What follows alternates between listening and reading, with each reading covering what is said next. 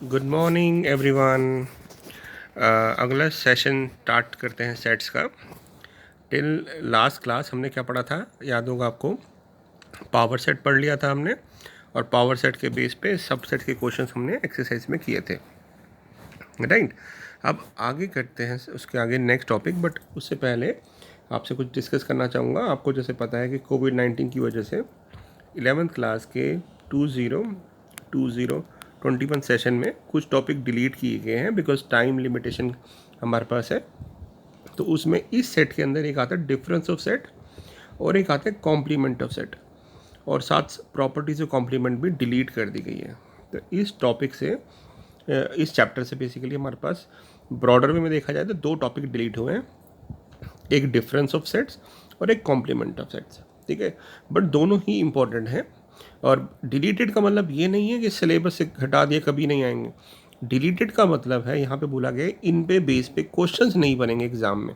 जब भी हम फाइनल क्वेश्चन पेपर देंगे आपको, तो इन टॉपिक पे क्वेश्चन नहीं आएगा, बट इसको आपको पढ़ना जरूरी है। सीबीएसई ने क्लियर किया है कि जो टॉपिक डिलीट भी हुए हैं उसकी नॉलेज आपको ज़रूर होनी चाहिए, बिकॉज नेक्स्ट ईयर 12th में वो यूज़ हो सकते हैं, यहाँ के किसी भी एग्ज़ाम में जाएंगे तो यूज़ हो सकते हैं। तो आपको पढ़ना है, बट उसके ऊपर बेस क्वेश्चन बोर्ड्स में नहीं आएगा, ठीक है। तो मैं इस ट्यूटोरियल में इनको डिस्कस करूँगा, आपको थोड़ा आइडिया दूंगा, बट बोर्ड्स में क्वेश्चन नहीं आएगा, या फाइनल एग्जाम में आपके क्वेश्चन नहीं आएगा 11th में। तो इस चैप्टर की बात ही करते हैं। तो डिफरेंस और कॉम्प्लीमेंट डिलीट हुआ है और उसकी प्रॉपर्टीज़। तो हमारे सेट्स पर रह क्या गया, एक बार पढ़ते हैं। सेट्स के अंदर हमारे पास यही सिलेबस है, तो हमने सेट्स पढ़ लिया है, उसकी रिप्रेजेंटेशन पढ़ ली कि इसमें रोस्टर फॉर्म और सेट बिल्डर फॉर्म को डिनोट करते हैं। टाइप्स ऑफ सेट में हमने एम्प्टी सेट पढ़ लिया, फाइनाइट सेट हो गया, इनफाइनाइट सेट हो गया, इक्वल सेट हो गया। इसके अलावा हमने एक एक्स्ट्रा क्या पढ़ा था, इक्विवेलेंट सेट भी पढ़ा था। फिर यहाँ सबसेट्स हमने पढ़ लिए थे। अब उसके बाद है subsets of a real number specially interval, यानी हम नंबर्स को इंटरवल में कैसे डिनोट कर सकते हैं। तो लास्ट क्लास में हमने पढ़ा था क्लोज इंटरवल होते हैं ये, और ये ओपन इंटरवल होते हैं। तो हमने नंबर्स को हम ऐसे डिनोट कर सकते हैं in the form of intervals. फिर हमने लास्ट क्लास में पढ़ लिया था पावर सेट, और यूनिवर्सल सेट का थोड़ा सा आइडिया दिया था मैंने कि यूनिवर्सल सेट क्या होता है। The set which include all the other sets is called universal set, right. इसको एलिब्रेट और करेंगे। अब हमारे पास सिलेबस में बचता है only Venn diagram, union and intersection of sets. तो ये हम इस सेशन में डिस्कस करेंगे। तो इसके बाद चैप्टर वो रहेगा, फिर कुछ एक्स्ट्रा क्वेश्चंस करेंगे, and then chapter number 1 is over, ठीक है।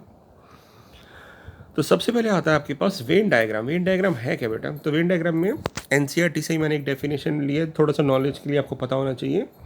तो वेन डायग्राम बेसिकली क्या है कि कभी भी सेट्स को हम डिनोट करते हैं तो वेन डायग्राम से हमें हेल्पफुल हो जाता है।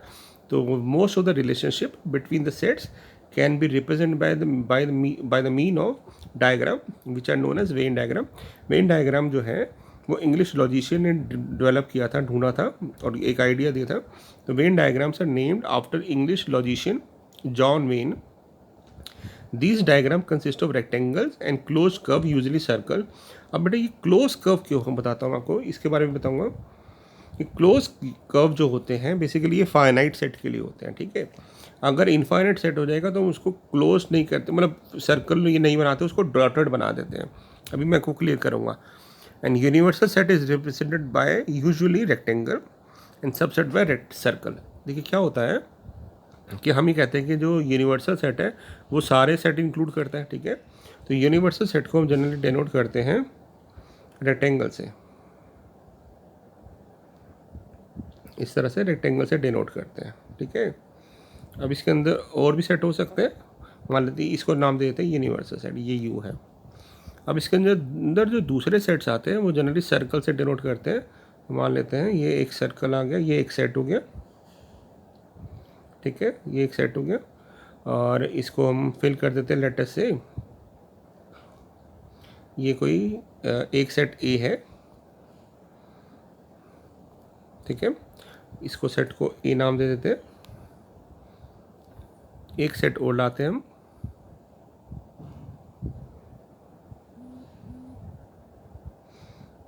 कोई भी सेट हो सकता है।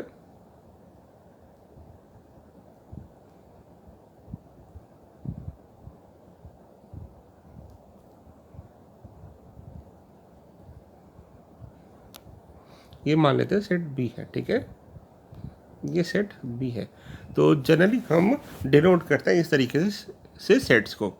अब अगर मैं बोलूँ कि ना एक सेट है, इसके अंदर एलिमेंट आ रहा है 1 और 2, और बी सेट आ रहा है जिसके अंदर एलिमेंट आ रहा है 2 और 3, तो हम इसको मार्क कैसे करेंगे? तो हम कहेंगे ए के अंदर 1 आ रहा है और 2 आ रहा है, क्योंकि 2 कॉमन है दोनों में, तो 2 को हम उस रीजन में लिख देंगे जो कॉमन है, क्योंकि देखिए ये जो रीजन है ये सर्कल दोनों में आ रहा है, तो हम 2 को ऐसे लिख देंगे और 3 यहाँ पे।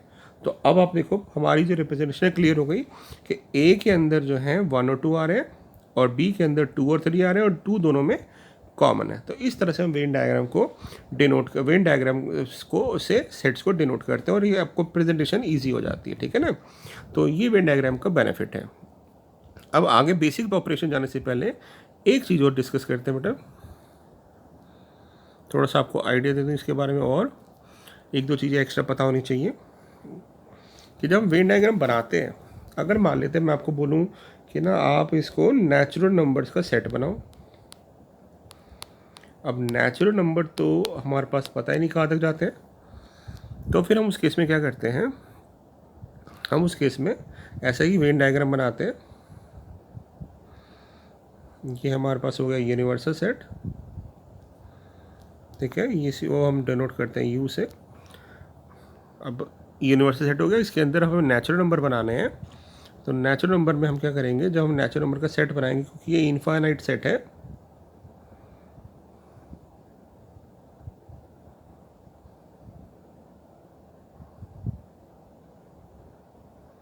यहाँ पे, तो क्योंकि इनफाइनाइट सेट है तो आपको ध्यान रखना है इनफाइनाइट सेट को हम हमेशा डॉटेड लाइन से बनाते हैं। तो डॉटेड लाइन से बना देंगे मीन्स इसका मतलब ये सेट कभी ख़त्म नहीं हो रहा और एक्सपेंड हो रहा है, और इसके अंदर हम नंबर लिख देंगे कि ये 1 है, 2 है, 3 है, 4 है, 5 और सो ऑन। तो इसका मतलब है इसके अंदर और भी अंदर एलिमेंट आ रहे हैं, बट ये डॉटेड सेट है। डॉटेड मतलब इनफाइनाइट सेट है, और भी एलिमेंट इसके पार्ट हो सकते हैं जो एक्सपेंड कर सकते हैं इसको। तो एक तो चीज़ हो गई ये। दूसरी बात, कई बार आपको आ जाता है कि ना आप ऐसे सेट बनाइए जिनमें कुछ कॉमन नहीं है। जैसे मान लेते हैं ए और बी, और दूसरा सेट लेते हैं, ए सेट हो गया जिसके अंदर 1 2 आ रहा है और बी आ रहा है 3 4। तो क्योंकि जब ऐसे एलिमेंट सेट्स जिनमें कुछ भी कॉमन नहीं आता तो उनको कहते हैं हम डिसजॉइंट सेट, यानी कुछ भी कॉमन नहीं आ रहा तो उसको कहते हैं डिसजॉइंट सेट। डिसजॉइंट, जॉइंट मतलब जॉइन करना, तो डिस मीन्स ब्रेक करना, तो डिसजॉइंट सेट। तो डिसजॉइंट सेट का मतलब क्या हो गया, जिनमें कुछ भी कॉमन नहीं आता। तो इनको प्लॉट कैसे करते हैं वेन डायग्राम में? वेन डायग्राम में हम ए इधर बना देंगे, इसके अंदर लिख देंगे 1 और 2, और यहाँ लिख देंगे 3 और 4। तो इस तरह से हम वेन डायग्राम बना देंगे जिसमें कुछ कॉमन नहीं आएगा, यानी वो दो अलग अलग सर्कल हो जाएंगे। तो ये तो हो गया डिसजॉइंट सेट। अब बात करते हैं बेसिक ऑपरेशन की, फिर हम उसको भी वेन डायग्राम से बनाएंगे, ठीक है। सबसे पहले आपका वेन डायग्राम के अंदर बेसिक ऑपरेशन के अंदर आता है union, union of two set, union of two sets. इसको हम डिनोट करते हैं इस तरह सिंबल यू से। तो अगर दो सेट्स के बीच में अगर ये सिंबल लगा है तो इसका मतलब होता है यूनियन।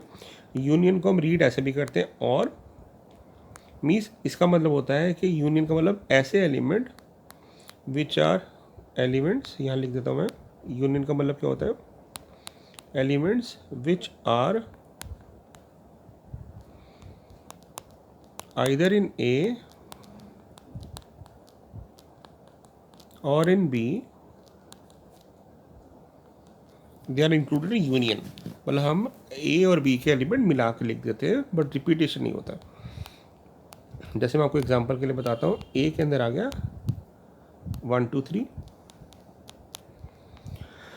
बी के अंदर आ रहा है 2 3 4। तो इसका यूनियन क्या हो जाएगा, यूनियन हो जाएगा मिला के लिख देना, यानी पहले हम ए के सारे एलिमेंट लिख देंगे 1 2 3, फिर बी के सारे एलिमेंट लिख देंगे, बट 2 3 जब लिखने बैठेंगे 2 और 3 तो ऑलरेडी काउंट कर चुके हैं, तो सिर्फ 4 आ जाएगा। तो इस तरह से हम ए यूनियन बी निकाल सकते हैं, पता है। अब ऐसे ही अगर आ जाए आपको, ए आ गया 1 2, बी आ गया 3 4, तो ए यूनियन बी क्या होगा, तो आप कहेंगे पहले हम ए के एलिमेंट लिख देंगे, ए के एलिमेंट हो गए 1 2 और फिर बी के एलिमेंट 3 4। तो इस तरह से हम क्लब कर देंगे, ठीक है। तो इस तरह हम यूनियन निकाल सकते हैं, यानी ए के एलिमेंट और बी के एलिमेंट दोनों को मिला के लिख देना है, but repetition is not allowed, ठीक है। अब चलते हैं इसके अगले वाले पार्ट पे। यूनियन तो क्या ही है, अभी मैं इसको थोड़ा और क्लियर करूँगा। फिर इसके बाद आता है हमारा सेकंड ऑपरेशन, इंटरसेक्शन। इंटरसेक्शन का मतलब होता है कॉमन पार्ट। इसको हम डोनोट करते हैं यूनियन के ऑपोजिट साइन उल्टा कर देंगे, यूनियन उल्टा यू। इसका मतलब होता है कॉमन एलिमेंट। इसको हम रीड ऐसे भी करते हैं, and means the element which are present in A as well as in B, यानी जो दोनों में कॉमन हो उसको हम कहते हैं, उन एलिमेंट्स को कहते हैं इंटरसेक्शन। जैसे मान लेते हैं एक सेट हमें निकालना है, ए सेट हमें दे रखा है, मान लेते हैं 1 2 3, और बी दे रखा है हमें 3 4 5। तो अब मैं से अगर पूछा जाए कि ए इंटरसेक्शन बी निकालो तो हम कॉमन एलिमेंट ढूंढेंगे। तो कॉमन एलिमेंट तो सिर्फ 3 दिख रहा है, तो हम लिख देंगे इसका कॉमन एलिमेंट 3 हो जाएगा। उसी तरह से अगर आपके पास दो डिसजॉइंट सेट हो तो उनका इंटरसेक्शन क्या आएगा, तो उसका इंटरसेक्शन मतलब डिसजॉइंट मतलब जिनमें कुछ भी कॉमन नहीं है, तो उनमें कॉमन क्या नहीं है, कॉमन तो कुछ भी नहीं है, तो इसका मतलब इंटरसेक्शन क्या आ जाएगा, इसका इंटरसेक्शन आ जाएगा नल सेट, क्योंकि कुछ कॉमन ही नहीं है। तो डिसजॉइंट सेट में इंटरसेक्शन हमेशा नल सेट आता है, ठीक है बेटा, ये बात याद रहेगी। अब इसी को थोड़ा सा और क्लियर करते हैं। अब हमने इंटरसेक्शन और यूनियन पढ़ लिया। अब एक चीज़ याद रखिएगा कि अगर आपके पास ए सेट कोई भी दो सेट दिया हुआ है और बी भी कोई सेट है, तो ए यूनियन बी जो है और ए इंटरसेक्शन बी, ये मिनिमम कब होगा, यानी इसके अंदर मिनिमम एलिमेंट कब आएंगे और मैक्सिमम एलिमेंट कब आएंगे। तो अगर इंटरसेक्शन की बात करते हैं तो इंटरसेक्शन में मिनिमम एलिमेंट जो होंगे वो हमेशा जीरो होंगे। कब होंगे, जब हमने पढ़ा है वो डिसजॉइंट सेट होगा, क्योंकि जब वो कॉमन ही नहीं होंगे, जब उनमें कोई भी कॉमन नहीं आएगा तो उसमें मिनिमम एलिमेंट जीरो आएगा ये इंटरसेक्शन में, ठीक बात है। और एक चीज़ याद रखिएगा, जब ये ए यूनियन बी मिनिमम होता है तो उस पोजीशन पे ए यूनियन बी मैक्सिमम हो जाता है, क्योंकि सारे एलिमेंट अलग अलग करके लिख देते हैं, ठीक है ना। तो इसकी मैक्सिमम वैल्यू क्या हो जाएगी, कैसे निकालेंगे, हम निकालना चाहते हैं बेटा नंबर ऑफ एलिमेंट नहीं है, मैं पूछ रहा हूँ कि ए इंटरसेक्शन बी में नंबर ऑफ एलिमेंट मिनिमम कब होंगे।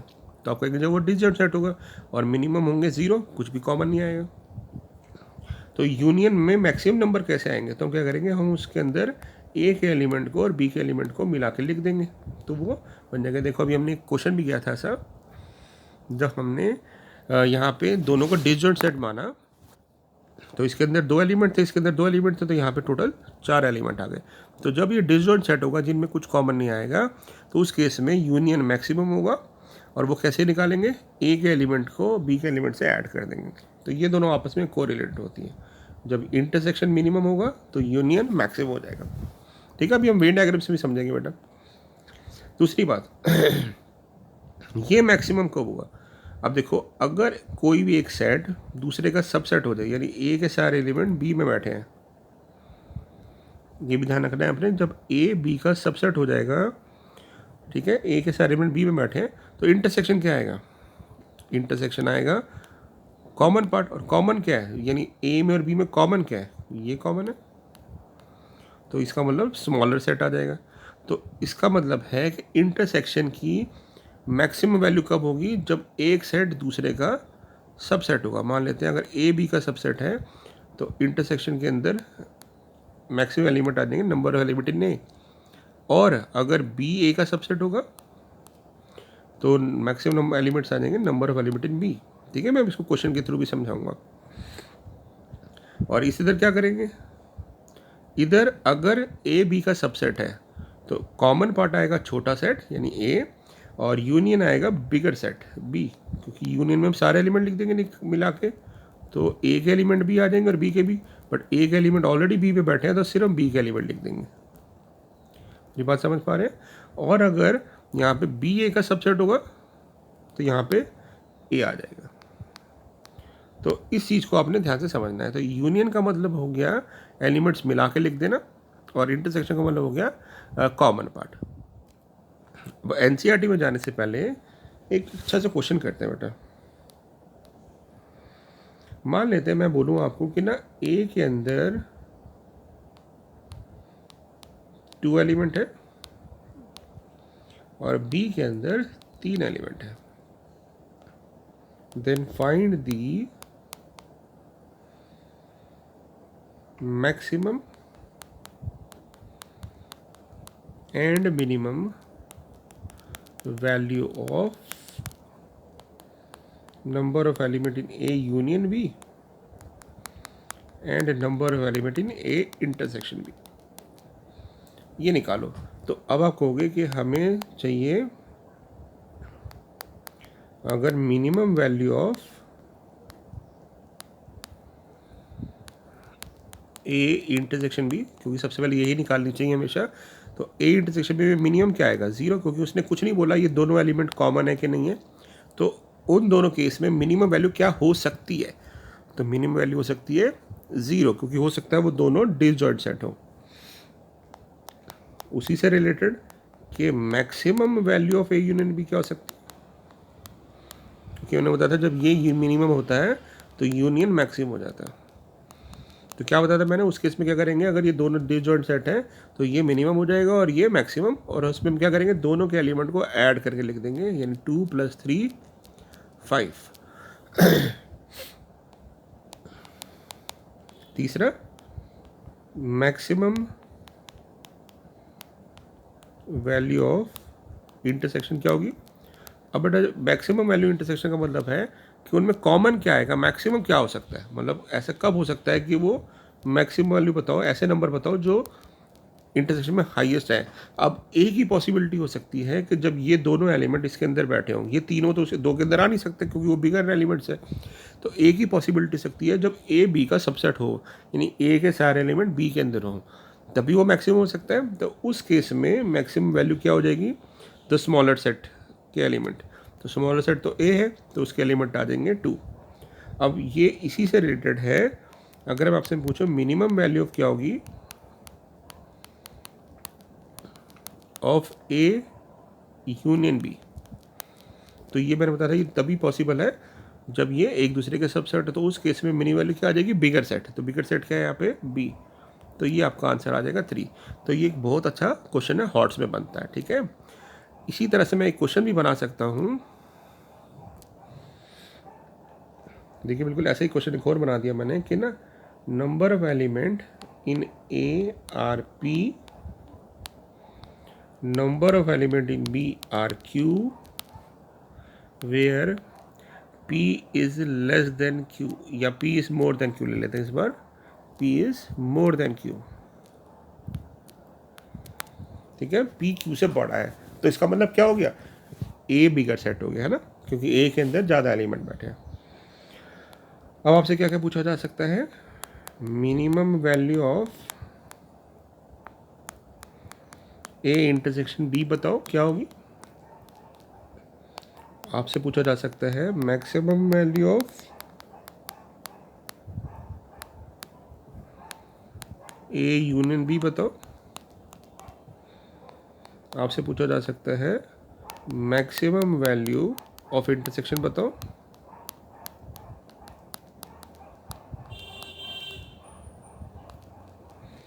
और आपसे पूछा जा सकता है मिनिमम वैल्यू ऑफ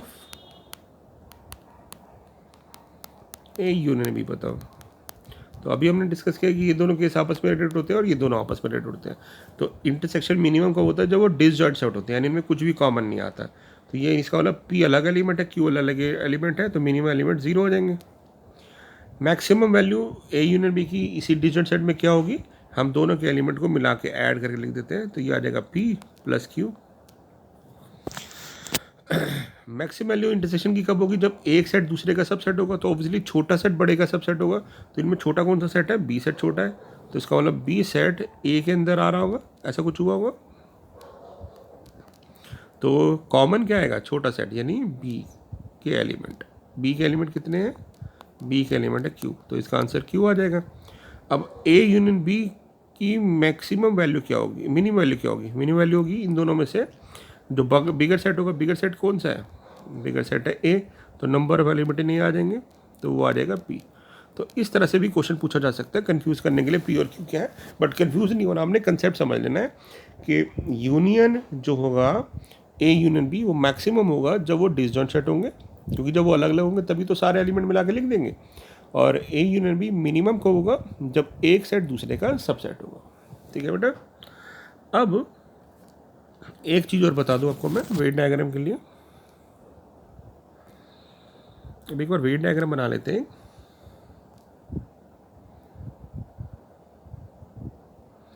ये बना रहा हूँ पहले, सबसे पहले यूनिवर्सल सेट। ठीक है,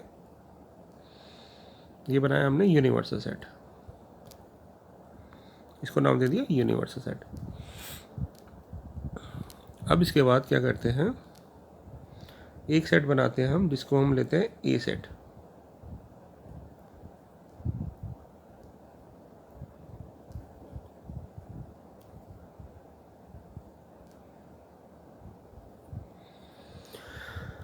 ये हमने ए सेट बना दिया।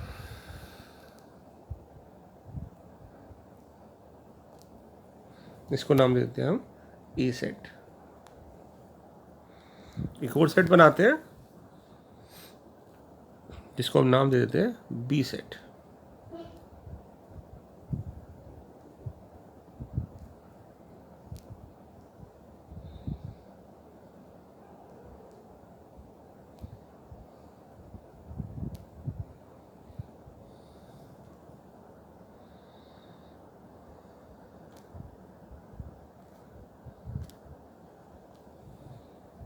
ये नाम दे देते हैं बेटा बी सेट। तो अब इस वाले में ये वाला जो रीजन है आप नोट कर रहे हो, ये वाला रीजन जो है ये रीजन ए और बी दोनों में कॉमन रीजन है। तो इस रीजन को हम कहते हैं A intersection B, common region. ठीक है। और उसके बाद ये जो सब सर्कुलर रीजन है, ये वाला बिल्कुल ही जिसमें ग्रीन और ब्लू रीजन आ रहे हैं, तो उसको हम कहते हैं ए यूनियन बी। तो ए यूनियन बी कौन सा हो गया, जिसमें ग्रीन और ब्लू रीजन दोनों आ रहे हैं, यानी सब पूरा सर्कल को, ये जो सर्कुलर पार्ट है जो शेडेड है वो सारा यूनियन बन जाएगा। ठीक बात है। अब ये तो होगा बेसिकली जो हमने पढ़ना है, इतना ही पढ़ना है बेटा। ठीक है। अब बात आती है कि इसके अलावा क्या होगा।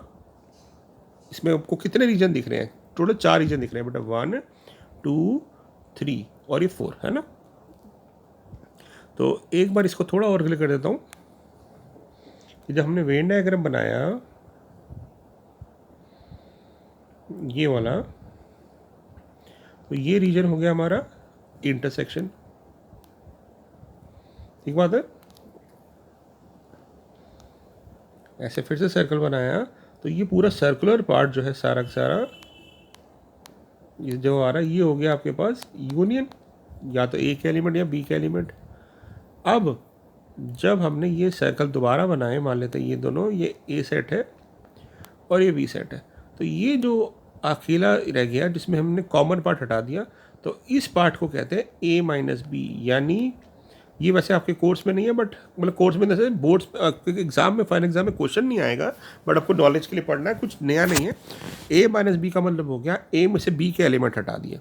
हम नॉर्मली माइनस नहीं करते, जैसे अगर 2 में से 3 माइनस नहीं करेंगे, हमारा मतलब है ए माइनस बी को हम ऐसे भी रीड करते हैं ओनली ए,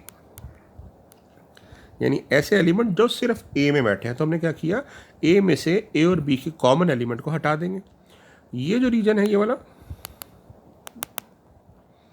इसको रीजन को पढ़ते हैं बी माइनस ए, यानी ऐसे एलिमेंट जो सिर्फ बी में बैठे हैं। तो हमने क्या किया, बी में से ए वाले एलिमेंट को हटा दिया, यानी ये वाला जो पार्ट है ये हो जाएगा आपके पास बी माइनस ए और इस साइड हो जाएगा ए माइनस बी। तो ये 4 बेसिक ऑपरेशन हम पढ़ रहे हैं, और जो बाहर होता है वो भी हम पढ़ेंगे, उसको हम कहते हैं कॉम्प्लीमेंट है, अदर देन ए, वो बात ही बात है, अदर देन ए अदर देन बी। तो अभी हमने 4 रीजन कौन से पढ़े, इंटरसेक्शन जो दोनों में कॉमन होता है, यूनियन मीन्स सर्कुलर रीजन, ठीक है, ए माइनस बी मीन्स जो सिर्फ ए में बैठे हैं, और बी माइनस ए जो सिर्फ बी में बैठे हैं। अब इसके बेस पे क्वेश्चंस करते हैं, जरा एनसीईआरटी के क्वेश्चन देखते हैं। एनसीईआरटी में बेटा फर्स्ट क्वेश्चन दिया हुआ है बहुत सिंपल कि x है 135 और y है 123, तो यूनियन क्या होगा। तो अभी हमने ना यूनियन कैसे निकाला था, दोनों का यूनियन हम क्या करते हैं, पहले एक सेट के एलिमेंट लिख देते हैं 135, ठीक है। अब दूसरे में जाते हैं, 1 ऑलरेडी लिख चुके हैं 2 आ जाएगा, 3 ऑलरेडी लिख चुके हैं तो इसको छोड़ देंगे, तो ये हमारे पास यूनियन बन गया। अगर इसी में कहता कि इनका इंटरसेक्शन निकालो, तो इंटरसेक्शन होता है कॉमन पार्ट, तो कॉमन पार्ट क्या आ रहा है, कॉमन पार्ट आ रहा है 3 और 1, तो ये हम लिख देते हैं इंटरसेक्शन हो जाता, ठीक बात है। अगर हमें इसको वेन डायग्राम से बनाना होता बेटा तो कैसे बनाते हैं, एक बार वेन डायग्राम भी बना के दिखाओ हमको। इसका वेन डायग्राम कैसे बनेगा, ये एक्स सेट हो गया, ये वाई सेट हो गया और ये यूनिवर्सल सेट है। तो x के अंदर आ रहा है 135, y के अंदर आ रहा है 123, तो 1 और 3 तो दोनों में आ रहे हैं, तो वो तो इस रीजन में आ जाएंगे। अब x के अंदर आ रहा है 135, तो 135 हो गया, और y के अंदर आ रहा है 123, तो 2 यहाँ आ जाएगा। तो यहाँ से अगर मैं बोलूँ कि ओनली x क्या होगा, x माइनस वाई क्या होगा, तो हम कहेंगे सिर्फ 5, और अगर y माइनस एक्स पूछ लेते यानी ऐसा एलिमेंट जो सिर्फ y में है, तो क्या हो जाता है आंसर 2। तो इस तरह से हम वेन डायग्राम बना के भी सब कुछ निकाल सकते हैं, 4 रीजन, ठीक है। अब पढ़ते हैं सेकंड पार्ट। सेकंड पार्ट में ना यहाँ पे अगर आप देखोगे सेकंड पार्ट में यहाँ पे आपका ना ब्रैकेट गलत दिया हुआ है, ये कर्ली ब्रैकेट होगा, एनसीईआरटी में प्रिंट गलत किया हुआ है। सेकंड पार्ट के अंदर हमारे पास ए यूनियन बी क्या हो जाएगा निकाले, तो पहले हम क्या करेंगे, ए के सारे एलिमेंट लिख देंगे, ए ई आई ओ यू। अब बी के एलिमेंट लिखने शुरू करते हैं, तो ए ऑलरेडी लिख चुके हैं, तो आ जाएगा बी और तीसरा आ जाएगा सी, ठीक है। अब अगर इंटरसेक्शन की बात करें तो इंटरसेक्शन कैसे निकालेंगे, कॉमन, तो कॉमन क्या आ रहा है, सिर्फ ए। अब अगर बाई चांस यहाँ पूछते ए माइनस बी निकालो, तो ए में से ए सेट में से कॉमन एलिमेंट माइनस कर देते, कॉमन तो ए है हटा देते तो इसमें से ए हट जाता तो क्या आ जाता, ई आई ओ यू, और बी माइनस ए कॉमन होता है, बी में से कॉमन एलिमेंट हटा दो, तो कॉमन एलिमेंट तो ए है, कॉमन एलिमेंट हटा देंगे, कॉमन एलिमेंट हटा देंगे तो क्या आ जाएगा, अगर बी में से ए को हटा देंगे तो बी वाले एलिमेंट, बी सेट के अंदर ए बी से आ रहा था, कॉमन एलिमेंट ए था, तो हटा देंगे तो आपका आंसर आ जाएगा बी कॉमा सी। तो इस तरह से हम ही कर सकते हैं, मैं एक ही क्वेश्चन में सारे पार्ट्स ही बता देता हूँ ताकि कोई कन्फ्यूजन ना हो, ठीक है ना। थर्ड पार्ट की बात करें बेटा, थर्ड पार्ट में पहले हमें ए सेट बनाना पड़ेगा। कह रहा है ए सेट है set of natural number multiple of 3, तो इसका मतलब हो जाएगा 3, 6, 9 और ये सीरीज चलती रहेगी, हमें पता ही नहीं कहाँ तक जाएगी क्योंकि हम इसे लिमिटेशन नहीं दी। बी सेट कह रहा है नेचुरल नंबर है लेस देन 6, तो 1, 2, 3, 4, 5 तक रोक देंगे। अब यहाँ अगर हमें कहता है कि ए यूनियन बी निकालो, तो हम कहेंगे ए यूनियन बी में पहले छोटे सेट लिख देते हैं 1, 2, 3, 4, 5। अब बी सेट बड़ा सेट की बात करते हैं, उसमें 3 आएगा, 6 आएगा, 3 ऑलरेडी आ चुका, 6 आएगा, फिर 9 आएगा, फिर 12 आएगा और सीरीज चलती रहेगी। तो इस तरह से हमने पहले छोटे सेट के एलिमेंट दिखा दिया और फिर ये। अब अगर इसके अंदर इंटरसेक्शन आता है तो इंटरसेक्शन तो कॉमन है, तो कॉमन तो सिर्फ 3 दिख रहा है, तो ये आपका आंसर आ जाता है, ठीक है।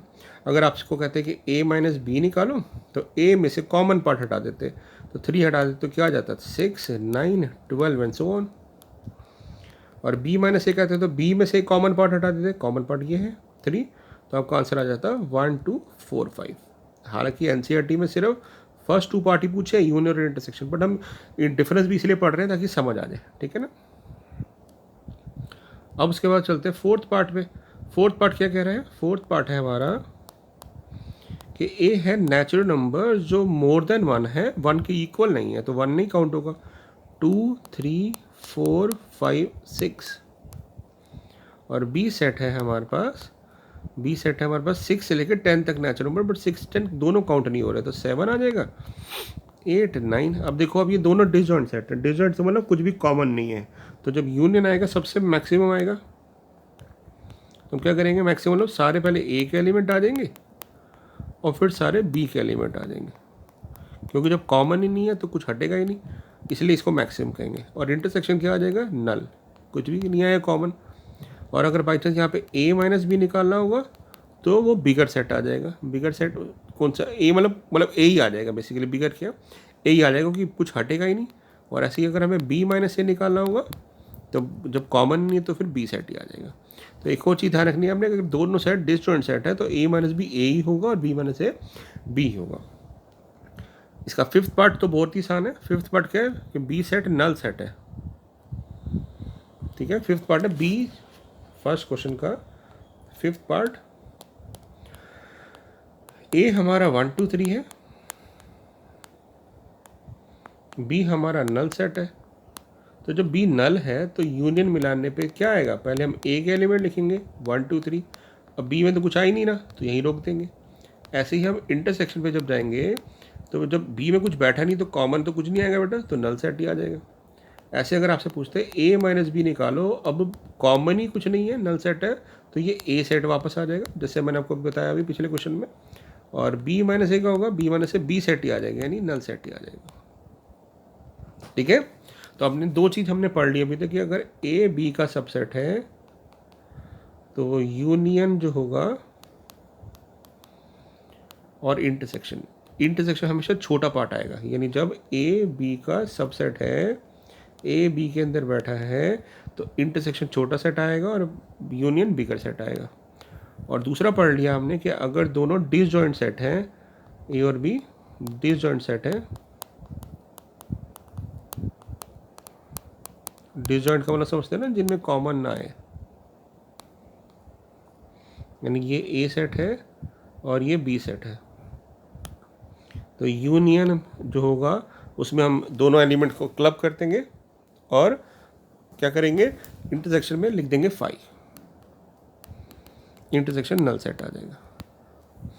ठीक है, ये तो होगा बेसिक चीज़ बेटा। अब इसी के बेस पे सेकंड क्वेश्चन भी है, ध्यान से देखो। सेकंड क्वेश्चन क्या कह रहा है, ए बी है और बी ए बी सी है। ए हमारे पास ए बी है और बी ए बी सी है, तो वो पूछ रहा है क्या ए बी का सबसेट है, तो कहेंगे यस।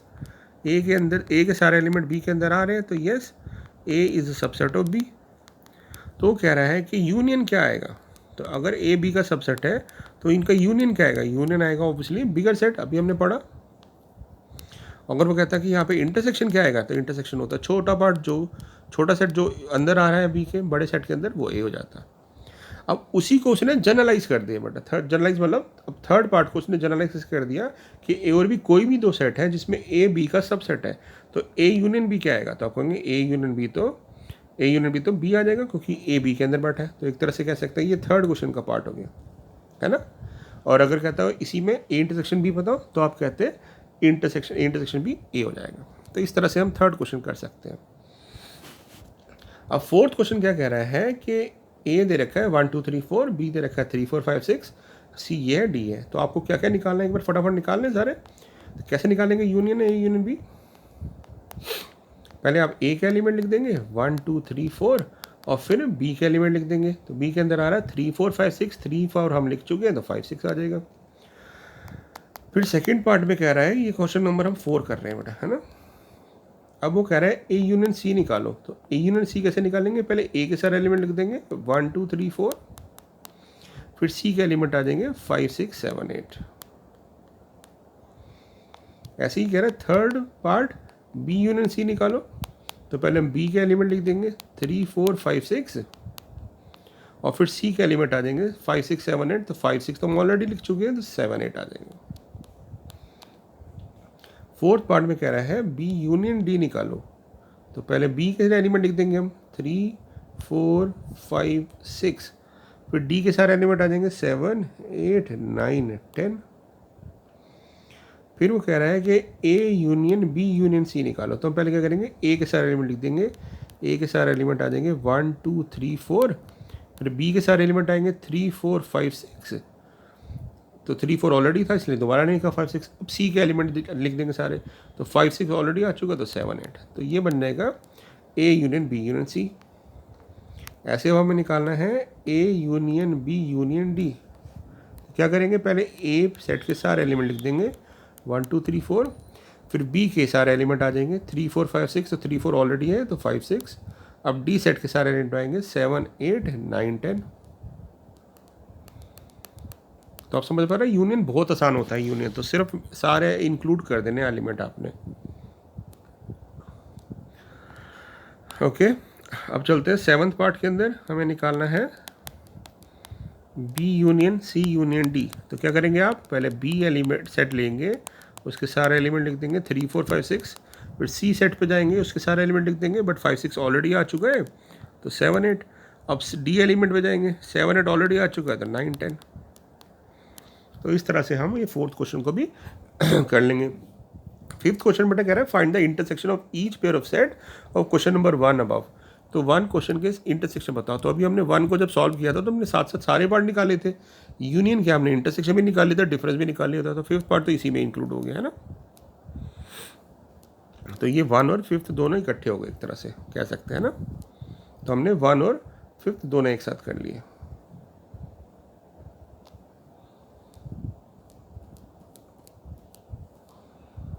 अब चलते हैं नेक्स्ट क्वेश्चन पे, 6 क्वेश्चन पे। अब वो कह रहा है इनमें इंटरसेक्शन निकालो जरा। इंटरसेक्शन निकालना, इंटरसेक्शन होता है कॉमन पार्ट।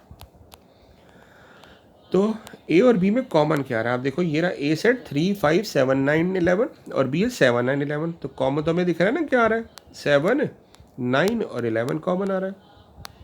अब बात करते हैं सेकंड पार्ट की। सेकंड पार्ट कह रहा है बी इंटरसेक्शन सी निकालो। बी और सी में कॉमन क्या आ रहा है, तो कहेंगे बी में आ रहा है 7 9 11 13 और सी में आ रहा है 11 13 15। तो कॉमन पार्ट आ रहा है 11 और 13।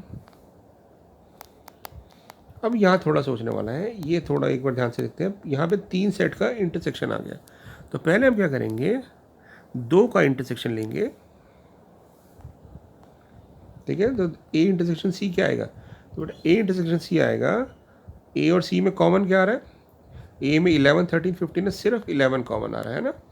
अब हमें इसको 13 के साथ डी के साथ देखना है। अब इसमें कॉमन कोई भी नहीं है, मतलब ए इंटरसेक्शन सी और डी में कुछ कॉमन नहीं है, तो हम लिख देंगे नल सेट। मैंने ए और सी को पहले क्लब किया है, अब सी और डी को पहले निकाल के ए के साथ बाद में भी देख सकते थे। अब फोर्थ की पार्ट की बात करें, फोर्थ पार्ट कह रहा है ए इंटरसेक्शन सी निकालो। तो अभी हमने ए इंटरसेक्शन सी निकाला ही था, 11 कॉमन आ रहा है, 11 लिख देंगे। अब वो कह रहा है बी इंटरसेक्शन डी निकालो। बी और डी में कॉमन, तो बी में बेटा बी में आ रहा है 7 11 13, डी में आ रहा है 15 17, कुछ भी कॉमन नहीं है, तो आप कह देंगे नल सेट आ जाएगा। यानी कि जब कुछ कॉमन नहीं है तो उसको 5 से डिनोट कर सकते हैं या नल सेट लिख सकते हैं, ठीक है ना। अब बात करते हैं A intersection B union C की। तो पहले ना बी यूनियन सी निकाल लेते हैं। बी यूनियन सी क्या आएगा, तो ए तो पहले मैं ए लिख देता हूँ। ए आ जाएगा 3 5 7 9 11। अब इसका इंटरसेक्शन लेना हमने बी यूनियन सी से। तो बी में हम पहले बी के सारे एलिमेंट लिख देंगे, फिर सी के सारे एलिमेंट लिख देंगे। 11 13 ऑलरेडी आ चुका है तो 15 भी आ जाएगा। अब आपको बेटे कॉमन देखना है, इसमें कॉमन है क्या, कॉमन दिख रहा है। कॉमन क्या क्या दिख रहा है हमें, 7 आ रहा है, 9 आ रहा है और 11 आ रहा है। तो ये पार्ट हो जाएगा। 7th पार्ट कह रहा है ए इंटरसेक्शन डी निकालो। तो ए है 3 5 7 9 11 और वो है 15 17। तो इसमें तो कुछ भी कॉमन नहीं आ रहा, तो हम इसको लिख देंगे नल सेट है, यानी ये एम्प्टी सेट है, कुछ कॉमन नहीं है। अब बात करते हैं 8th पार्ट की। 8th पार्ट में पहले बी यूनियन डी निकाल लो आप। तो बी यूनियन डी क्या हो जाएगा, बी यूनियन डी हो जाएगा आपका 7 9 11 13 15 17, है ना, ये हो जाएगा। और हमें उसमें से एक कॉमन एलिमेंट देखने हैं। तो आपका जब हम इसको, मैंने जो अंडरलाइन किया उसको देखेंगे तो 17 कॉमन नहीं है, 15 कॉमन नहीं है, 13 कॉमन नहीं है। तो 7 9 11 दोनों में आ रहा है। तो हम कह देंगे कि इस पार्ट का जो आंसर आ जाएगा, पहले हमने बी यूनियन डी निकाला, बी यूनियन डी आया 7 9 11 13 15 17। अब उसके साथ ए का कॉमन पार्ट देखा तो सिर्फ 3 एलिमेंट आ रहे हैं, 7 9 और 11। तो इस तरह से भी लिख सकते हैं। अब बात करते हैं 9th पार्ट की। तो कह रहा है पहले ए इंटरसेक्शन बी निकालो। तो ए इंटरसेक्शन बी निकाला हमने, ए और बी में कॉमन यह आया था 7 9 11। फिर बीच में सिंबल है इंटरसेक्शन का। बी यूनियन सी निकालो। बी यूनियन सी क्या होगा, बी यूनियन सी हो जाएगा आपका 7 9 11 13, पहले बी के एलिमेंट लिख दिए, फिर सी के 11 13 ऑलरेडी है तो 15। अब इनमें कॉमन क्या है, तो आप कहेंगे इसमें कॉमन आ रहा है 7 9 और 11। और लास्ट पार्ट पे चलते हैं, 10th पार्ट पे। 10th पार्ट क्या कह रहा है, ए यूनियन डी निकालो। तो ए और डी को क्लब कर दोगे तो आ जाएगा 3 5 7 9 11 15 17। ये क्या आएगा, A union D. B union C निकालेंगे, बी यूनियन सी आएगा आपके पास 7 9 11 13 15। 7 9 11, ठीक है, 11 और 13। तो कॉमन पार्ट मैंने जो डॉट लगाए हैं वो आ रहा है, तो कॉमन पार्ट भी आ जाएगा 7 पार्ट का, 7 9 11। तो ये सारे पार्ट हमने कर लिए। तो एक बार इसको खुद भी करेंगे तो बहुत आसान लगेंगे आपको, ठीक है ना। तो मैं सिर्फ हिंट दिया था आपको किस तरह कर सकते हैं। 7th पार्ट के अंदर, अब 7th क्वेश्चन के अंदर, सॉरी 7th के अंदर ए सेट दिया हुआ है। अब ये ना इनफाइनाइट सेट आ गया बेटा। सेट ए है नेचुरल नंबर का, यानी इसके अंदर 1 2 3 और सीरीज जाती जा रही है। बी सेट है इवन नेचुरल नंबर्स, जिसके अंदर आ रहे हैं 2 4 6 8। सी सेट है आपके पास ऑड नेचुरल नंबर का 1 3 5 एंड सो ऑन। और डी सेट है आपका प्राइम नंबर्स का, प्राइम नंबर होगा 2 3 5 7 11, इस तरह चलते रहेंगे। तो आपसे क्या क्या पूछ रहा है, ए इंटरसेक्शन बी बताओ। तो ये ना हम सारा सेट तो ऑब्जर्व करके लिख देंगे। देखो ए और बी में कॉमन क्या है, तो कहेंगे ए और बी में कॉमन तो बी सेट है, क्योंकि सारे इवन नंबर ए के अंदर बैठे हैं, तो हम इसको बी सेट लिख देंगे। फिर कह रहे हैं कि ए इंटरसेक्शन सी कॉमन क्या है, तो ऑब्वियसली 1 3 5 सारे नेचुरल नंबर हैं तो उसके अंदर आ रहे हैं, तो सी जो है स्मॉलर सेट है और वो ए का सबसेट है, तो इसका भी इंटरसेक्शन आ जाएगा सी सेट, ठीक है। अगर यूनियन बोलते हैं तो बिगर सेट आता है ए दोनों पार्ट में। ए इंटरसेक्शन डी बोला है, फिर से वही कि डी ए का सबसेट है, तो इनका इंटरसेक्शन आ जाएगा डी सेट। अब उसने पूछा है बी इंटरसेक्शन सी निकालो। अब बी और डी कौन से सेट है, डिसजॉइंट सेट, क्योंकि दोनों में कुछ भी कॉमन नहीं है, क्योंकि एक इवन नंबर है और एक है नेचुरल ऑड नेचुरल नंबर्स है, तो कुछ भी कॉमन नहीं आएगा, 5। फिर पूछा गया है बी इंटरसेक्शन डी बताओ। तो बी और डी में कॉमन यानी इवन नंबर है बी और है डी है even prime number, prime numbers. तो इवन प्राइम नंबर तो बेटा एक ही होता है 2, तो सिर्फ 2 कॉमन आ जाएगा।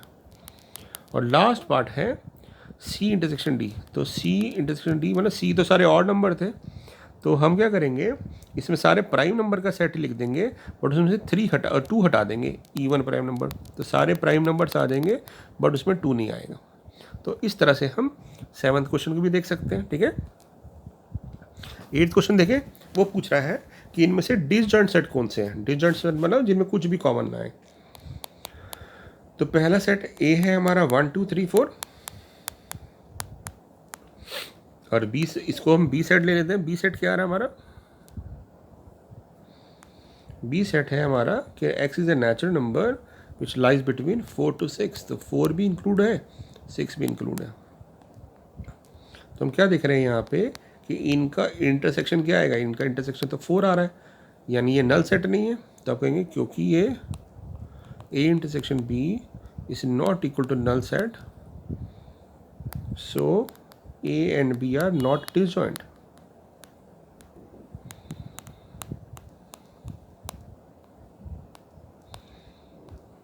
ये डिसजॉइंट सेट नहीं है।